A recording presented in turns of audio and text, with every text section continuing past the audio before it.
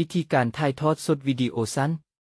ในฐานะเป็นผู้ผลิตแหล่งปัญญาประดิษฐ์สั้นนำของโลกควายเนวีอีวิวมีโครงการปัญญาประดิษฐ์ครบสุดเส้นมนุษย์ดิจิตอลเยอะวิดีโอแย่และพนักงานดิจิตอลแย่วิดีโอเนี่ยสามารถช่วยให้ผู้ค้าและบริษัทผลิตวิดีโอสั้นในเมืองเบโดยบ่ต้องถ่ายวิดีโอหรือตัดวิดีโอและยังสามารถนำใช้สโมดิจิตอลเพื่อส่งสินค้าสดตลอด24 ชั่วโมงและสนับสนุนเวทีสื่อสังคมทั้งหมดเส้นยาจายักเร็วเยงเยเยยูเกบและเฮเปียวพวกเขายังมีพนักงานดิจิตอลเพื่อช่วยท่านในการบริการลูกค้าและการค่ายแทนแรงงานปัจจุบันเวกียีวิวกำลังรับสมัครผู้ให้บริการปัญญาประดิษฐ์จากทั่วโลกถ้าท่านสนใจกรุณาปรึกษาหารือ